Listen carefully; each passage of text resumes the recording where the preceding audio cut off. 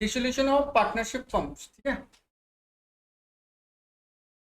अच्छा, एक चीज इंपॉर्टेंट देख लो, दो चीज है, ठीक है। एक तो हो गया डिसोल्यूशन ऑफ पार्टनरशिप और दूसरा हो गया डिसोल्यूशन ऑफ फर्म, है ना। हम लोग अभी क्या कर रहे हैं, डिसोल्यूशन ऑफ पार्टनरशिप फर्म कर रहे थे, फर्म ही बंद हो गया। अच्छा, डिसोल्यूशन ऑफ पार्टनरशिप मतलब involve change in the existing relationship of partnership. तीन पार्टनर है, ए बी और सी। सी का या तो रिटायरमेंट हो गया या वो डेथ होके चला गया, तो अब वो पार्टनरशिप डीड जो है वो काम आएगा। अब ए और बी के बीच में बनेगा, वो हो गया डिसोल्यूशन ऑफ पार्टनरशिप, फर्म नहीं, डिसोल्यूशन ऑफ पार्टनरशिप। ए और बी दो पार्टनर है, अब सी अंदर आ गया, एडमिशन हो गया, तो ए और बी के बीच में जो पार्टनरशिप डीड था अब वो चेंज हो जाएगा, अब तीन जन के बीच में होगा, तो पुराना वाला डीड का काम नहीं, अब नया डीड बनेगा, वो भी हो गया डिसोल्यूशन ऑफ पार्टनरशिप, ठीक है। तो डिसोल्यूशन ऑफ पार्टनरशिप कब होता है, change in the existing profit sharing ratio among the partners.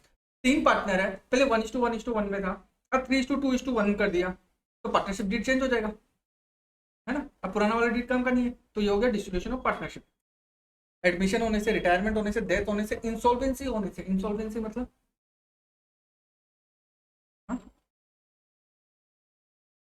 Insolvency मतलब जैसे आज तुम्हारा फाइनेंशियल कंडीशन बहुत अच्छा है और फिर अंदर तुम सड़क पे आ जाएगा, तो उसको बोलता है इंसॉल्वेंसी, ठीक है। जैसे विजय माल्या हो गया, ठीक है। Completion of the venture, completion of the venture मतलब हम मान लो कि हम विकास और धोनी एक पार्टनरशिप फर्म खोला, बट हम लोग उस फर्म में काम करेगा, खाली जेजीएम का काम करेगा, तो जब तक वो जेजीएम का काम चलेगा ठीक है, जब खत्म हो जाएगा पार्टनरशिप डीड खत्म, ठीक है। एक्सपायरी ऑफ द टाइम, हम लोग मान के चला कि हम लोग ये बोल के चला कि हम लोग 3 साल तक ये पार्टनरशिप का काम करेंगे, फिर 3 साल बाद ऑटोमेटिकली बंद, फिर डिसोल्यूशन ऑफ पार्टनरशिप। अब आ जाओ distinction, distinction between dissolution of firm and dissolution of partnership. Firm में क्या है, वो पूरा फर्म बंद हो जाता है। अब जैसे गणपति स्टील है, 3 जन का पार्टनर है, अभी काम चल रहा है, अब मान लो कि मनोज अंकल साइड हो गया, तब भी वो फर्म तो चल रहा है, बट लेकिन अब 2 पार्टनर रह जाए, वो डिसोल्यूशन ऑफ पार्टनरशिप हो गया। बट अब फर्म ही बंद कर देगा तो वो डिसोल्यूशन ऑफ फर्म हो गया, ठीक है। डिसोल्यूशन ऑफ फर्म मतलब it involves discontinuation of the partnership business, वो बिजनेस को ही बंद कर दिया, ठीक है। It implies termination of business in partnership. It does not affect the continuation of the business. Dissolution of partnership में बिजनेस में कोई फर्क नहीं पड़ता। हाँ, ये होता है कि एक पार्टनर आया गया, वैसे कुछ चेंजेस हो सकता है, तो नया डेट बन जाएगा, बट बिजनेस तो चल ही रहा है ना, समझ गए तो नहीं। It does not affect the continuation of the business, it involves only reconstitution of partnership form, मतलब जैसे एडमिशन, रिटायरमेंट, डेथ, ये 3 कंडीशन में हो सकता है, ठीक है। वाइंडिंग अप, इसमें बिजनेस पूरा बंद हो जाता है। इट इन्वॉल्व्स वाइंडिंग अप मतलब बंद हो जाना of the firm and hence requires realisation of asset and settlement of liability. अगर कोई फर्म बंद हो जाता है तो फर्म का कुछ एसेट्स रहेगा, कुछ लाइबिलिटीज रहेगा, तो बिजनेस बंद हो जाएगा तो वो एसेट का क्या करेगा, वो ऐसे पड़ा रहेगा क्या वहाँ पे, वो एसेट को सारा को बेच दो, स्टॉक पड़ा रहेगा, डेटर रहेगा, फर्नीचर वर्नीचर रहेगा, तो सारा एसेट को बेच दो, वो एसेट को बेच के जो पैसा आएगा उससे लाइबिलिटीज क्लियर कर दो, जिसको उसको देनदारी है दे दिया, उसके बाद जो पैसा बचा वो पार्टनर्स अपने आप में कैपिटल लेके चला जाएगा, ठीक है। It does not involve winding up of the firm, इसमें ये बिजनेस बंद नहीं होता, ठीक है। मोड ऑफ डिसोल्यूशन, फर्म में B dissolve by the order of court. अगर कोर्ट बोल देगा नहीं तुम्हारा ये बिजनेस हम बंद करना है, तो तुमको बंद करना पड़ेगा कोर्ट का ऑर्डर से, ठीक है। और पार्टनरशिप में कोर्ट का ऑर्डर नहीं चाहिए। Nature, it involve dissolution of partnership, same चीज बार बार बोल रहे हैं। अच्छा, अगर फर्म अगर बंद हो गया तो पार्टनरशिप तो ऐसे ही बंद हो जाएगा, ठीक है ना। तो यहाँ पे क्या लिखा है, it involve dissolution of partnership, partnership बंद हो जाएगा। फर्म बंद हुआ तो पार्टनरशिप डीड का क्या काम, वो तो खत्म। इट मे और may not involve dissolution of firm, अगर पार्टनरशिप डीड चेंज हो जाता है बाई केस ऑफ रिटायरमेंट या डेथ या एडमिशन के कारण पार्टनरशिप डीड चेंज हो जाता है, तो फर्म बंद नहीं होता है, डीड खाली चेंज हुआ, ठीक है। इसमें ये बुक्स का सारा खत्म हो जाएगा, क्लोज कर देगा बुक्स, बुक्स ऑफ, इसमें बुक्स ऑफ अकाउंट क्लोज नहीं होता। मोड्स ऑफ डिसोल्यूशन, किस तरीके से बिजनेस बंद हो सकता है। डिसोल्यूशन बाय एग्रीमेंट, तीनों पार्टनर लोग एग्री कर लिया कि नहीं, अभी हम लोग बिजनेस नहीं करेगा, बंद करते हैं, तो तीनों जन एग्री हो गए तो वो ठीक है, बिजनेस बंद कर दो। कंपलसरी डिसोल्यूशन, बिजनेस अगर लॉस में जा रहा है बार बार, तो उपाय नहीं है, बंद करना ही पड़ेगा। Dissolution on happening of certain contingency, आगे जाके ऐसा कुछ काम हो गया कि हम लोग को वो बिजनेस बंद करना पड़ गया।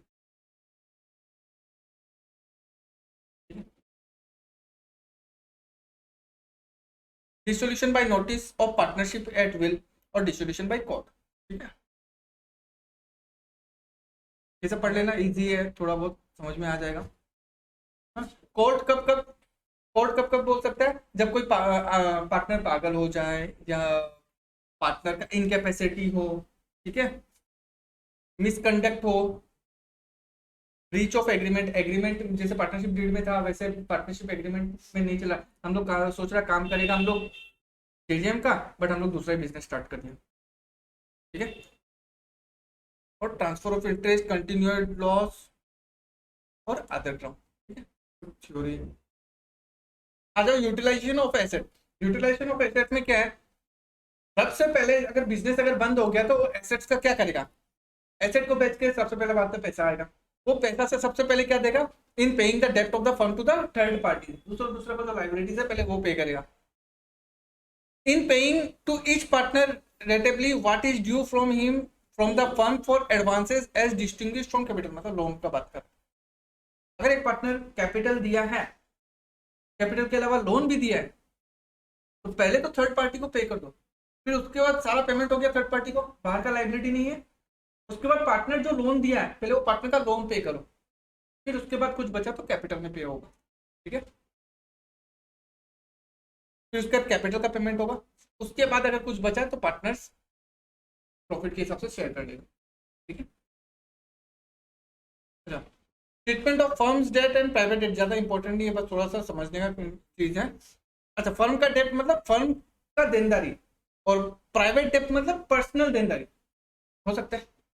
अच्छा, हम लोग तीनों जन पार्टनर है तो बिजनेस के नाम पे जो जो देनदारी है, लाइबिलिटीज है, वो अलग रहेगा, और मेरा पर्सनल हम किसी से लेके रखा वो मेरा पर्सनल अलग है, वो बिजनेस में नहीं आएगा। ठीक है, तो जो प्रॉपर्टी है फर्म का, उसको बेच के सबसे पहले पेमेंट करेगा debts of the firm, firm का पेमेंट करेगा। ठीक है, if there is any surplus, उसके बाद भी अगर पैसा बच जाता है, then the share of each partner must be applied in the payment of separate debts और पेड टू हिम। ठीक है, ठीक है, तो जो फर्म का प्रॉपर्टी है, फर्म का प्रॉपर्टी से सबसे पहले फर्म का डेब्ट ही पे होगा, उसके बाद पर्सनल डेब्ट पे हो सकता है। अब आ जाओ पर्सनल डेब्ट्स में, तो मेरा खुद का भी पर्सनल कुछ प्रॉपर्टी होगा, मेरा पर्सनल प्रॉपर्टी से मेरा पहले पर्सनल डेब्ट पे होगा, फिर उसके बाद अगर कुछ बच गया तो फर्म का डेब्ट पे हो जाएगा, तो वहां शॉर्टेज पड़ता है तो। ठीक है, डिसोल्यूशन का प्रोसीड्यूर क्या क्या प्रोसीड्यूर है, पहले disposal of realisation of asset, मतलब एसेट्स को बेच दो, उसके अगेंस्ट में कितना पैसा आया पहले हम लोग वो एक तरफ लिखिएगा। ठीक है, और रियलाइजेशन में कुछ एक्सपेंसेस होगा। अच्छा, रियलाइजेशन में एक्सपेंसेस कैसे हो सकता है, एसेट उसे बेच दिया तो घूमना फिरना नहीं पड़ता है क्या, भाई तुम ये ले लो, तुम भाई वहां ले लो, तो थोड़ा बहुत खर्चा उर्चा हो सकता है कि नहीं, तो उसमें जो एक्सपेंसेस होगा वो बिजनेस का एक्सपेंसेस। ठीक है, तो जो एसेट को बेच के जो पैसा आएगा उसी से तो थोड़ा खर्चा करेंगे ना, मेरा आने जाने का खर्चा, खाने पीने का खर्चा। ठीक है, मतलब मान लो कि हम एक आदमी, हम लोग तीनों जन पार्टनर है, हम लोग परमजीत को रख दिया कि तुम सारा एसेट बेचो, बेचवा दो। ठीक है, तो परमजीत का तो थोड़ा बहुत एक्सपेंसेस होगा, वो हम लोग का जो एसेट बेच के आएगा उसमें से थोड़ा एक्सपेंसेस इसको देना पड़ेगा, वो बिजनेस का खर्चा हो गया। ठीक है, तो बोलते हैं एक्सपेंसेस और रियलाइजेशन।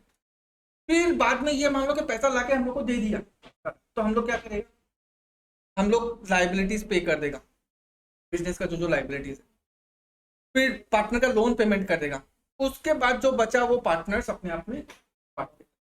ठीक है, क्या क्या अकाउंट बनेगा, realisation account, capital account, cash account, partner loan account, if any अगर है क्वेश्चन में तो, और अदर लाइबिलिटीज अकाउंट, ये ज्यादा जरूरत नहीं है। ठीक है ना, ये चैप्टर सबसे इजी है, थोड़ा ध्यान से समझना। ठीक है, ऑल एसेट्स तो डेबिट बैलेंस, सही लिखा है कि नहीं लिखा है रितिका, सारा एसेट डेबिट बैलेंस दिखाएगा, डेबिट रहेगा, है ना मेहुल, अरे DEA, LIC, DE debit, LIC CR। तो एसेट जो है वो सारा डेबिट बैलेंस। अच्छा बिजनेस बंद हो गया, एसेट सारा बेच देगा, तो पहले एसेट बेचेगा नहीं, उसको रियलाइजेशन अकाउंट में ट्रांसफर करेगा।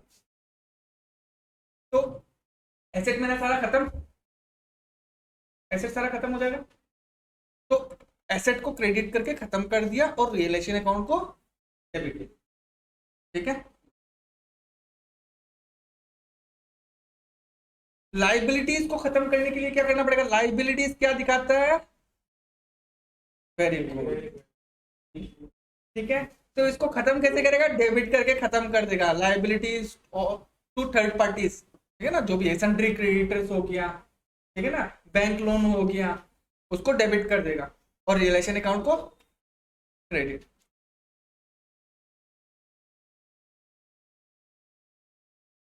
थर्ड पार्टी लाइबिलिटीज क्या दिया है देख लो। Third party liabilities include creditor for goods, outstanding expenses, loan from persons other than partners, partners को छोड़ के। ठीक है ना, बंद कर। तुम उधर चला जाना।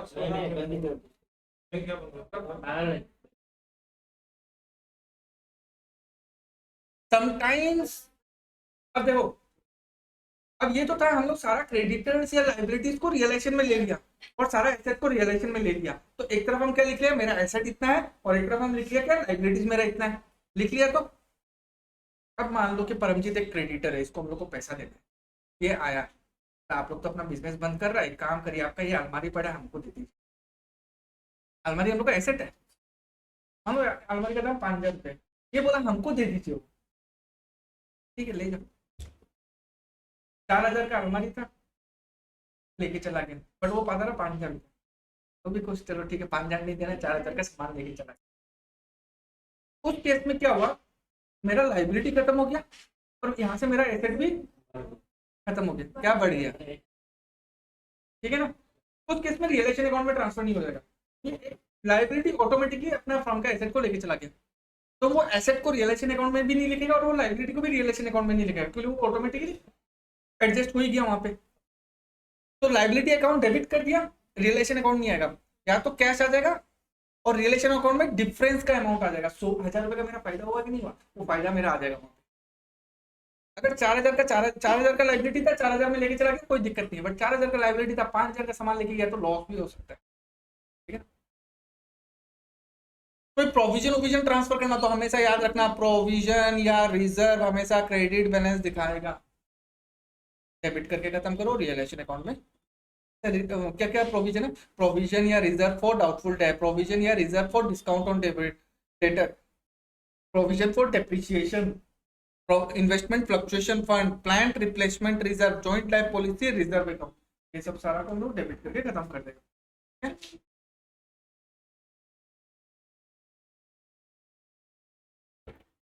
अच्छा, ये जो प्रोविजन वगैरह था, ये in connection with some asset, asset के अगेंस्ट में था। अच्छा, डेटर अपना एसेट है ना, डेटर अपना एसेट है, हम लोग प्रोविजन डेटर के अगेंस्ट में क्यों बनाता है? क्योंकि हम लोग का लॉस हो सकता है उतना।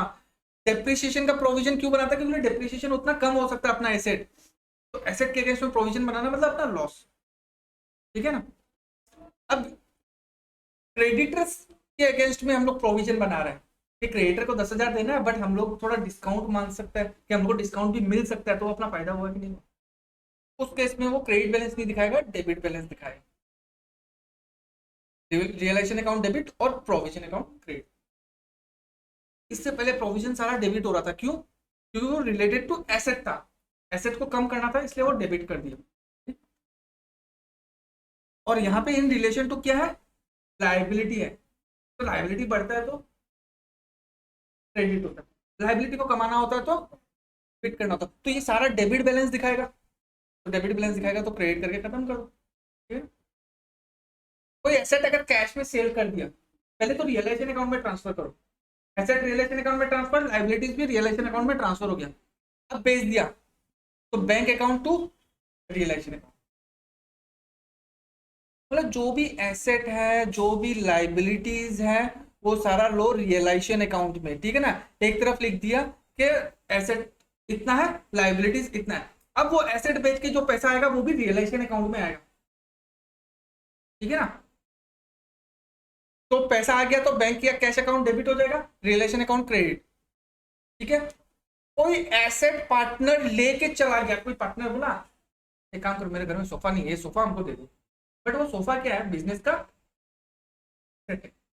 ठीक है। तो पार्टनर लेके चला गया तो मेरा बिजनेस का एसेट कम हो गया उतना, तो एसेट को क्रेडिट कर दो। अच्छा, एसेट को कहाँ ट्रांसफर कर दिया था हम लोग, रियलाइजेशन अकाउंट में ट्रांसफर कर दिया, तो यहाँ पे रियलाइजेशन अकाउंट आ जाएगा क्रेडिट। ठीक है। फिर पार्टनर वो सोफा लेके चला गया तो लास्ट में जाके पार्टनर को जितना पेमेंट करना है उतना कम पेमेंट करेगा ना, क्योंकि वो सोफा का वैल्यू वो लेके चला गया है कि नहीं। तो पार्टनर का कैपिटल अकाउंट कम कर दिया, डेबिट कर दिया। ठीक है।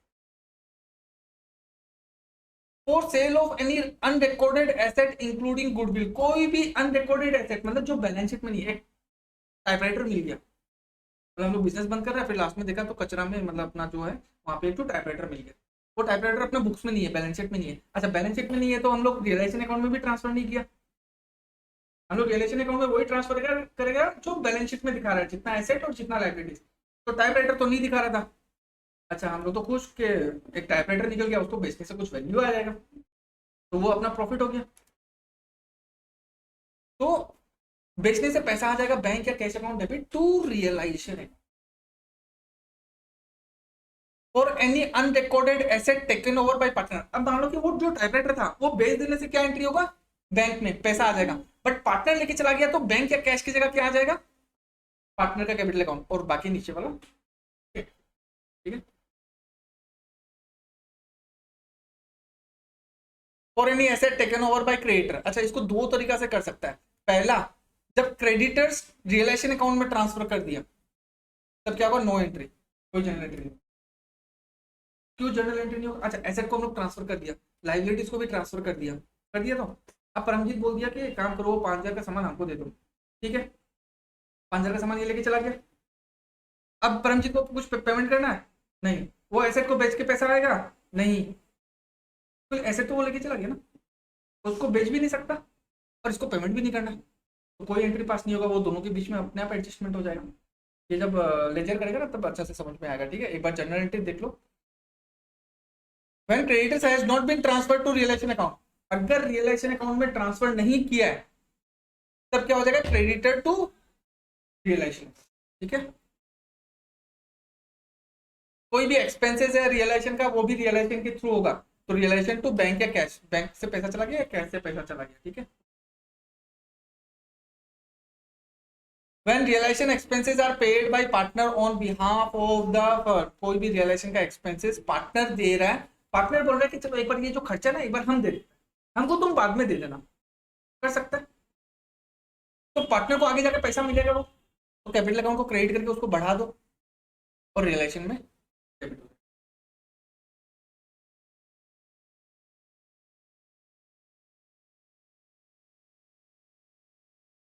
Next C number, when a partner has agreed to undertake the dissolution work of the firm, partner ये बोला कि डिसोल्यूशन का काम हम करेगा, मतलब बिजनेस को बंद करने का काम हम करेगा, मतलब कि एसेट को बेचने का और वो लोग को पेमेंट वेमेंट करने का, लाइबिलिटीज का काम मेरा है।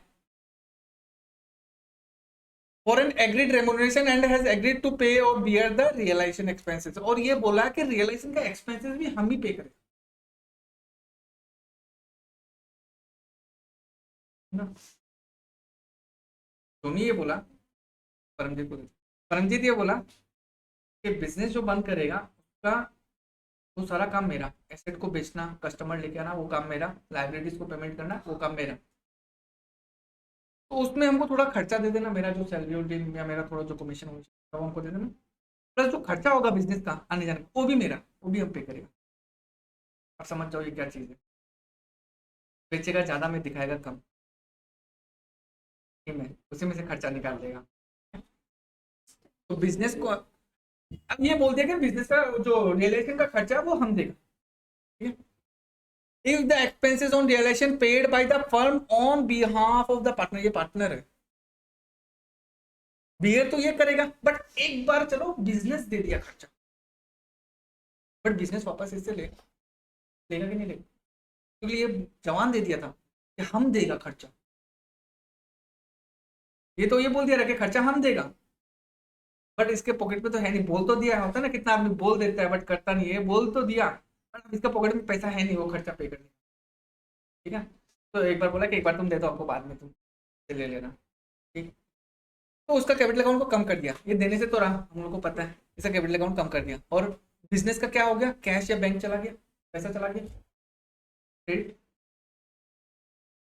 अगर वो खुद ही दे दिया तो बिजनेस का पैसा गया क्या, तो हम लोग को बुक्स में कोई एंट्री नहीं होगा। वो दे रहा है, दे भी दिया, हम लोग को बुक्स में कोई एंट्री नहीं होगा, क्योंकि हम लोग का बिजनेस का खर्चा नहीं है, ना मेरा खर्चा हुआ और ना मेरा पैसा गया बिजनेस का, हम लोग बिजनेस है, तो no entry in the books of the firm. और commission payable to the partner by the firm, firm बोला है इसको कि थोड़ा कमीशन दे देगा। ठीक, तो रियलाइजेशन से ही पैसा देगा, realisation account debit to partners capital account. ठीक है, और payment of liabilities to third party, third party को लाइबिलिटीज को पेमेंट करना है, तो रियलाइजेशन टू बैंक या कैश। ठीक है ना, for payment of any unrecorded liabilities to third party, कोई भी थर्ड पार्टी लाइबिलिटीज को हम लोग पेमेंट करेगा तो सब रियलाइजेशन के थ्रू होगा। पहले एसेट और लाइबिलिटीज को रियलाइजेशन में डालो, फिर उसके बाद सारा काम रियलाइजेशन के थ्रू होगा। अच्छा, अनरिकॉर्डेड लाइबिलिटी, कोई एक अचानक से कोई एक लाइबिलिटी आ गया, मतलब हम लोग बुक्स में रिकॉर्ड नहीं करके रखा था, अब उसको पैसा तो देना ही है, तो पैसा देगा तो मेरा कैश या बैंक अकाउंट क्रेडिट हो जाएगा और रियलाइजेशन से डेबिट हो जाएगा। ठीक है, फॉर एनी लाइबिलिटी और any third party agreed to pay to be paid by the partner. अच्छा ठीक है, हम लोग मान लो इससे कुछ प्रिंटिंग का काम करवाया था, हम लोग खर्चा में लिखा भी नहीं और हम लोग ये भी नहीं लिखा कि पैसा इसको देना है, हम लोग वो एंट्री नहीं किया। अभी आके बिजनेस बंद हो गया, अब तो ये सोच रहा है कि मेरा पैसा डूब जाएगा, या आया भागते भागते कि हम लोग मेरा पैसा दे दो, मतलब तुम्हारा क्या चीज का पैसा, बुक्स में तो कुछ ही नहीं है तुम्हारा, तो आप ये प्रिंटिंग करवाया था ना, फिर हम लोग को याद आया हाँ प्रिंटिंग करवाया था, हम लोग भूल गया इसको पैसा देना, तो अचानक से एक लाइबिलिटी क्रिएट हो गया ना हम लोग का। अब उसमें दो कंडीशन हो सकता है, एक तो बिजनेस बोला कि हम दे देगा, तो बिजनेस दे देगा तो बैंक अकाउंट क्रिएट हो जाएगा और रिलेशन डेबिट हो जाएगा। सेकंड ये बोला कि चलो ठीक है तुम भागो यहाँ से, तो दे देगा एक बार, हम बाकी बिजनेस से देख लेना, हम लोग तीन तो पार्टनर ही है, एक बार हम सल्टा दिया इसको। ठीक है, तो हमको जाके बिजनेस से वापस से पैसा मिलेगा कि नहीं मिलेगा वो। ठीक है, बिजनेस को इसको देना था बट एक बार हम दे दिया, चलो बिजनेस से हम बाद में ले लेगा, तो मेरा कैपिटल अकाउंट क्या हो गया, क्रेडिट हो गया, क्योंकि हमको मिलेगा, कैपिटल अकाउंट बढ़ गया ना मेरा उतना अमाउंट से। और रिलेशन अकाउंट, ठीक है, अगर पैसा दिया होता तो कैश बैंक आता, और पैसा नहीं दिया तो पार्टनर दे दिया ना, तो पार्टनर का नाम लिख दिया। ठीक, क्रेडिट। अब जो रिलेशन अकाउंट बनेगा और उसमें दो साइड हो सकता है, क्रेडिट साइड डेबिट साइड। अब कौन सा साइड बड़ा है वो हम लोग को देखना पड़ेगा। When the credit side is greater than the debit side, अच्छा रिलेशन अकाउंट जो बनेगा ना, ये हो गया डेबिट साइड और ये होगा credit side. When the credit side is greater, ये साइड ज्यादा है, यहाँ पे 100 रुपया है क्रेडिट साइड में, डेबिट साइड में 80 रुपया है, तो क्रेडिट साइड इज ग्रेटर ना, तो हम लोग पार्टनर्स कैपिटल अकाउंट में लिखेगा 20 रुपया यहाँ पे, तो जर्नल एंट्री क्या होगा, realisation account debit, partners capital account credit. अब मान लो कि ये यहाँ पे है 100 रुपया और यहाँ पे है 80 रुपया, when the debit side is greater, ये साइड ग्रेटर है यहाँ से, तो हम लोग पार्टनर्स कैपिटल अकाउंट यहाँ पे लिखेगा 20 रुपया, तो रिलेशन अकाउंट क्या हुआ, क्रेडिट। क्रेडिट साइड में लिखा ना, पार्टनर्स कैपिटल अकाउंट कहाँ लिखा है, रिलेशन अकाउंट का, तो रिलेशन अकाउंट क्रेडिट हो गया और पार्टनर्स कैपिटल अकाउंट डेबिट हो जाएगा। ठीक है, और payment of loan from partner, partner को लोन का पेमेंट कर दिया, पार्टनर का लोन क्या पेमेंट, क्या बैलेंस दिखाएगा, डेबिट की क्रेडिट,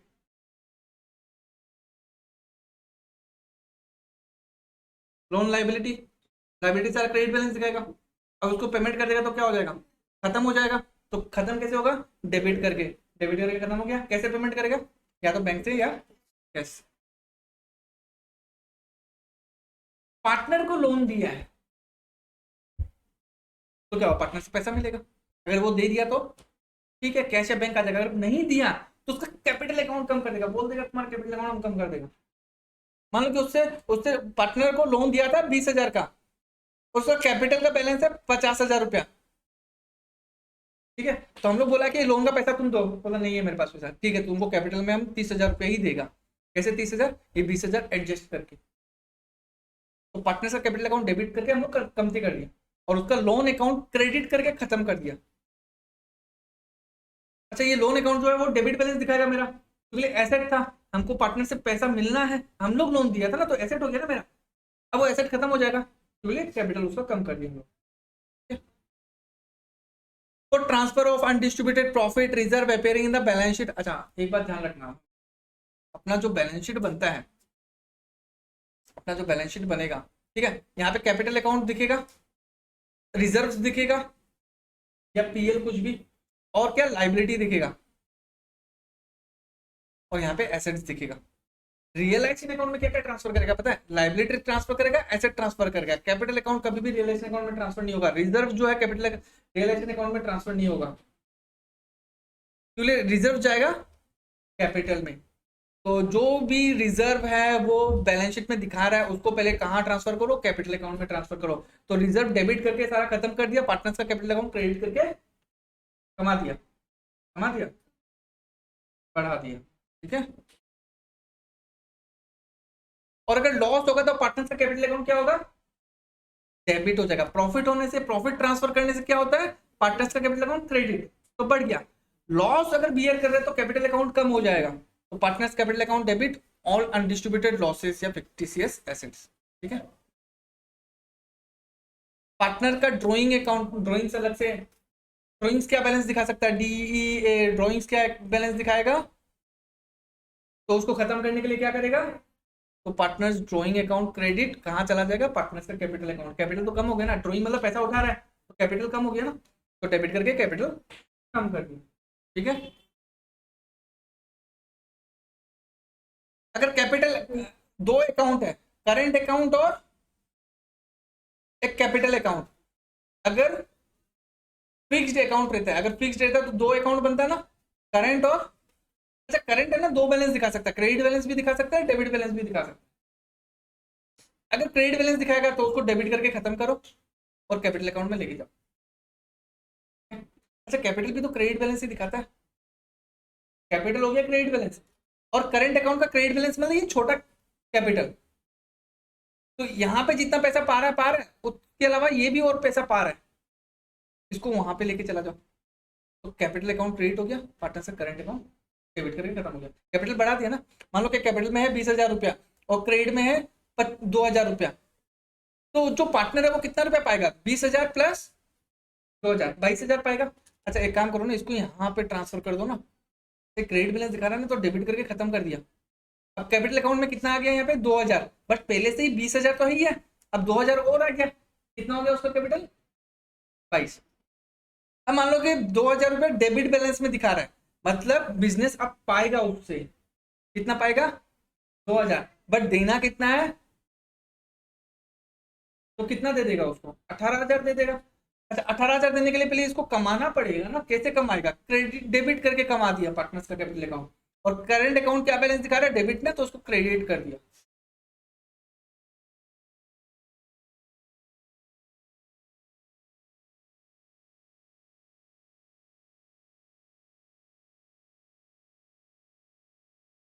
अगर कोई पार्टनर का डेबिट बैलेंस दिखा रहा है तो उसको उतना पैसा लेके आना पड़ेगा। मींस कैपिटल अकाउंट क्या बैलेंस दिखाएगा? Credit balance.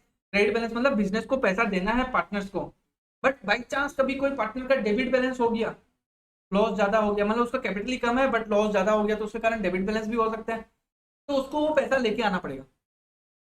तो बैंक अकाउंट या कैश अकाउंट डेबिट और पार्टनर्स का कैपिटल अकाउंट क्रेडिट, और कैपिटल लेके आए। बट पार्टनर्स का कैपिटल अकाउंट अगर क्रेडिट बैलेंस दिखा रहा है तो उसको उतना पैसा दे देगा हम लोग, क्योंकि बिजनेस तो बंद हो गया ना, उसका कैपिटल देके खत्म कर देगा। तो पार्टनर कैपिटल अकाउंट डेबिट और बैंक और कैश अकाउंट, ठीक है। Pass necessary journal entries for the following at the time of dissolution of the firm while preparing relation account। ध्यान से देखो। क्या बोला है कि बिल्डिंग है 60,000 का, सन्डी डेटर है 50,000 का, स्टॉक है कितना, सबको ट्रांसफर करो रियलाइजेशन अकाउंट में। तो ये क्या बैलेंस दिखाएगा? सारा एसेट है, सारा एसेट है कि नहीं है, और सारा एसेट क्या बैलेंस दिखा रहा है, तो उसको खत्म कैसे करेगा? तो डेबिट क्या हो जाएगा?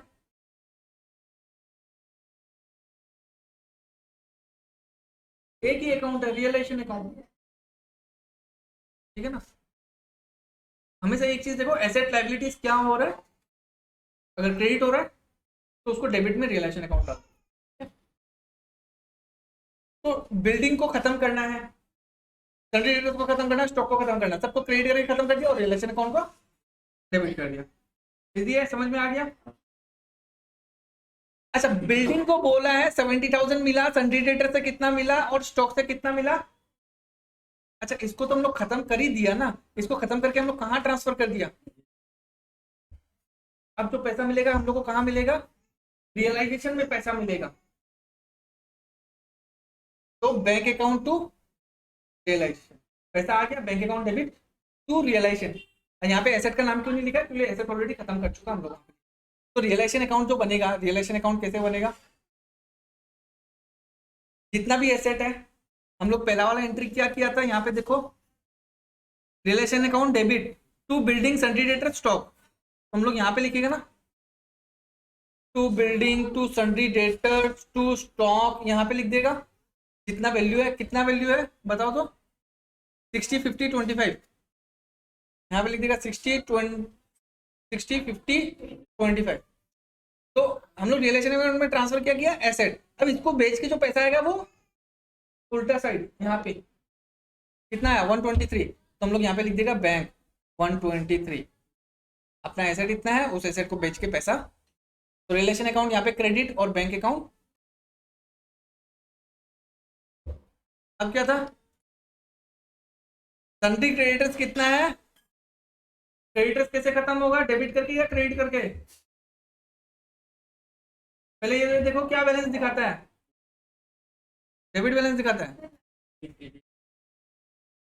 हाँ, तो क्रेडिट बैलेंस दिखाता है, उसको खत्म कैसे करेगा, तो क्रेडिट में क्या आ जाएगा,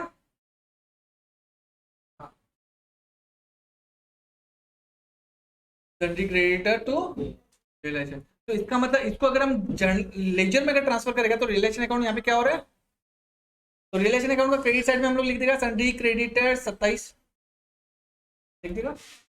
अब इसको जो पेमेंट करेगा ना तो यहाँ आ जाएगा, मतलब एसेट को एसेट यहाँ लिखा, उसको बेच के पैसा आया यहाँ लिखा, लाइबिलिटीज यहाँ आया, तो पैसा अगर यहाँ आ रहा है तो पैसा जाएगा भी यहाँ पे। तो पैसा कैसे यहाँ से जाएगा, जब पैसा आएगा तभी तो यहाँ पे जाएगा। Country creditors of the firm were paid 24,000 in full settlement of their account, बोल दिया कि 24,000 देके हटा दिया, 27,000 नहीं दिया, कितना दिया। तो यहाँ पे हम और लिख देगा फिर से वापस से बैंक 24,000, है ना, एसेट यहाँ था बेच दिया, यहाँ पे लाइबिलिटीज इतना था, इतना पेमेंट कर दिया, सिंपल सा बात है कि नहीं। तो रिलेशन अकाउंट डेबिट और बैंक अकाउंट दे रहा है। अच्छा, यहाँ पे भी थोड़ा प्रॉफिट एंड लॉस हो सकता है, जैसे रिवोल्यूशन अकाउंट किया था ना, वैसे यहाँ पे भी प्रॉफिट एंड लॉस हो सकता है। कैसे, अगर एसेट को थोड़ा ज्यादा में बेच दिया तो अपना फायदा, लाइबिलिटीज को कमती पेमेंट कर दिया तब भी अपना फायदा। देना था 27 दे दिया 24 और देके सल्टा दिया, तो अपना 3,000 का फायदा हुआ कि नहीं हुआ, ठीक है ना। Illustration number 2. Past necessary journal entries of the following transaction at the time of dissolution of the firm. The asset of the firm realized 1,25,000. बोला कि फर्म का एसेट को बेच के कितना पैसा आया, तो पैसा आया तो क्या अकाउंट डेबिट होगा,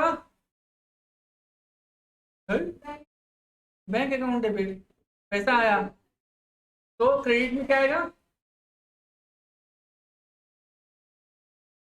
बैंक टू।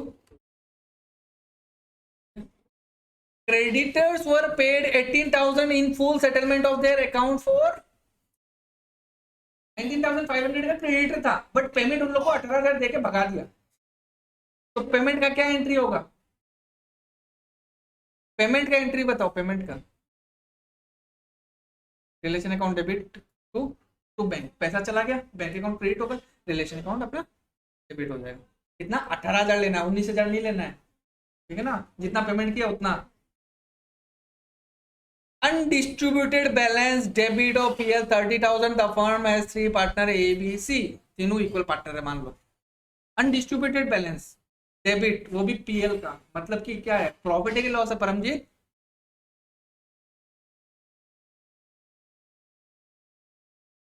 विकास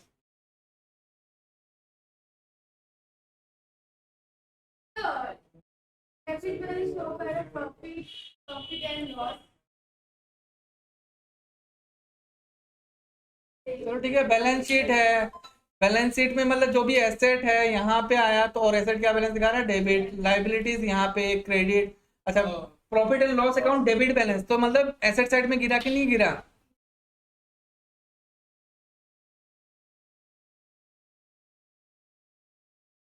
अच्छा, और ऐसे ये एक पहला तरीका। दूसरा तरीका कि पीएल अकाउंट डेबिट बैलेंस, ठीक है, डेबिट है, एसेट है अपना। डेबिट इसे सोच लेते हैं ना हम लोग, एसेट नहीं देखते। यहाँ डेबिट है तो यहाँ क्रेडिट है, उस हिसाब से बोल। इस तरफ डेबिट कैसे हुआ? डेबिट वो लेजर में होता है, बट ये तो बैलेंस शीट कर रहा है ना हम लोग, ठीक है। दूसरा बात ये अपना एक एसेट है, मान के चलो एसेट है, बट उस एसेट का कोई वैल्यू नहीं है, उसको बेचने से, अच्छा कोई एसेट होता तो उसको हम लोग बेच देता, पैसा आ जाता। बट ये पीएल अकाउंट डेबिट साइड में दिखा रहा है, एसेट दिखा रहा है, बट उसको तो बेच ही नहीं सकता हम लोग, पैसा आएगा क्या? लॉस है, ठीक है। और अगर लाइबिलिटी साइड में दिखा रहा है पीएल, मतलब एक लाइबिलिटी है, बट वो लाइबिलिटी को हम लोग को पेमेंट नहीं करना, तो पूरा का पूरा फायदा होगा कि नहीं होगा? ठीक है? तो इसको खत्म कैसे करेगा? डेबिट बैलेंस है तो खत्म कैसे करेगा? और डेबिट में क्या आएगा? हाँ, तीनों का पार्टनर्स का कैपिटल अकाउंट। लॉस है ना, तो लॉस होने से कैपिटल अकाउंट कम हो जाता है, और कम कैसे करना है? डेबिट करके।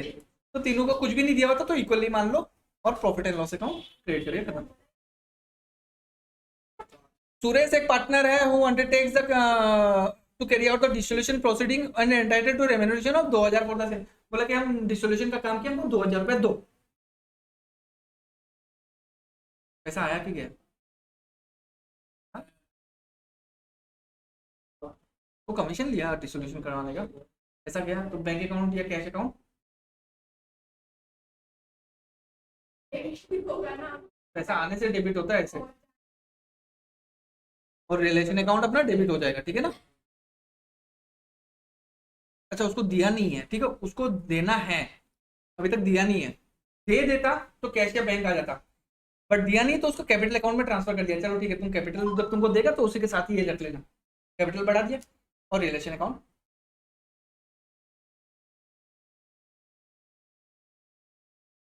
पास general entries in the following transaction at the time of dissolution of the partnership. Furniture of book value कितना? 10,000, taken over bye Ramesh A partner at its book value. एक पार्टनर है, वो ये बोला कि हमको ये फर्नीचर जो सोफा है वो हमको दे दो, वैल्यू 10,000 है ना, 20% कम में दे दो। आप किसी और को बेचेगा ये, इससे अच्छा हमको ही दे दो, ठीक है। समझ गया क्वेश्चन? बिजनेस के पास पैसा आया, बेचने से पैसा आता, पार्टनर लेके चला गया ना घर, पार्टनर तो पैसा दिया नहीं, ठीक है, बट अपना एसेट तो खत्म हो गया। अच्छा, एसेट को हम लोग रिलेशन अकाउंट में लिख के रखा था, ठीक है ना। तो देखो, पहले एसेट को अगर ट्रांसफर करेगा तो रियलाइजेशन टू एसेट लिखता रहा, एसेट को ट्रांसफर कर दिया, ठीक है। अब जब ये एसेट को बेच के पैसा आएगा ना, तो बैंक अकाउंट टू रियलाइजेशन, खत्म, बात बराबर ही है। मान लो कि 10,000 का एसेट है और बेच के 10,000 रुपया आ बीच चुका, ठीक है, पर यहाँ पे बेचा नहीं, यहाँ पे क्या हुआ, पार्टनर ले लिया, तो यहाँ पे बैंक की जगह लिख लो पार्टनर कैपिटल अकाउंट। कितना में लिया था? 8,000 ना, तो 8,000 ही लिख लो, ठीक है ना। तो पार्टनर कैपिटल अकाउंट कम हो गया ना, डेबिट करके। और जब पार्टनर को कैपिटल का लास्ट में जाके सारा लाइबिलिटी देने के बाद पार्टनर को जितना कैपिटल का पेमेंट करना होगा उसमें से 8,000 रुपया लेस हो जाएगा। तो partner Ramesh capital account debit to realisation, ठीक है। मैशनरी है, उसका बुक वैल्यू 30,000 है, was taken over by Rahul a partner at a valuation of, अच्छा ये ज्यादा में ले लिया, कोई दिक्कत नहीं, फायदा ही हो गया बिजनेस का तो। अच्छा, इसको भी ट्रांसफर कर दिया था एसेट में, अब वही सेम आ जाएगा partners capital account to realisation, but यहाँ पे वैल्यू कितना आएगा? जितना में लिया है 34 में, ठीक है ना। राहुल टू रियलाइजेशन 34, जितना में ले रहा है, ये मत देखना कमती में ले लिया या ज्यादा में ले लिया, उससे मतलब नहीं है। एसेट का वैल्यू कितना है उससे मतलब नहीं है, कितना में लिया है पार्टनर उतना में आ जाएगा, या कितना में बेचा है वो आ जाएगा, ठीक है ना। मोटर कार एक 40,000 है, taken over bye creditor of the book value 31,000 in final settlement. मतलब 40,000 का कार हम लोग 31,000 में दे दिया। एक कार था 40,000 का और एक आदमी को पैसा भी देना था 31,000। वो क्या किया, वो कार उठा के लेके चला गया, वो बोला कि 31,000 रुपये हमको नहीं चाहिए, बट हम लोग का तो लॉस है, चलो ठीक है तुम दो कार, ठीक है। तो no entry for recorded asset taken over by, ठीक है। क्योंकि अब वो क्रेडिटर को पैसा नहीं देना, हम लोग जब पेमेंट करता है क्रेडिटर को तो हम लोग लिखते हैं ना रियलाइजेशन टू बैंक। अच्छा, हम लोग रियलाइजेशन में ट्रांसफर करने से क्या लिखते हैं हम लोग, सन्ड्री क्रेडिटर टू रियलाइजेशन, ये लिखते हैं। अब जब उसको पेमेंट कर देगा तो क्या हो जाएगा, रियलाइजेशन टू टू बैंक हो जाएगा। बट अब ये तो एंट्री होगा नहीं क्योंकि उसको हम लोग पेमेंट तो नहीं किया, वो कोई एसेट लेके चला गया। और सेम वैसे ही एसेट के केस में भी हो सकता है, उसको एसेट को बेच के कोई पैसा भी नहीं आएगा, बस खाली एक एंट्री होगा, वो ट्रांसफर का एंट्री होगा। तो दोनों चीज वहां पे एडजस्ट हो गया, ठीक है। नेक्स्ट क्या, expenses of realisation to realisation to bank, पैसा चला गया, बैंक अकाउंट क्रेडिट या कैश अकाउंट क्रेडिट और रियलाइजेशन अकाउंट डेबिट हो जाएगा, ठीक है। An amount of 1,000 previously written off as bad debt now realized and, मतलब एक आदमी था जिससे हम लोग 1,000 रुपया पाता रहा, बट हम लोग पिछले साल उसको बेड डेट लिख के भुगता दिया, उसका कॉपी वॉपी फाड़ के जो हिसाब उसाब फाड़ के फेंक दिया। अचानक से वो आके 800 रुपये दे दिया, बिजनेस बंद कर रहा है तो थोड़ा खराब लगा तो वो 800 रुपये आके पकड़ा दिया। जो भी है, पहले तो हम 800 1,000 रुपया लॉस में लिखा था ना। तो क्या होगा, पैसा आया अपना बैंक अकाउंट डेबिट या cash account debit to realisation, clear.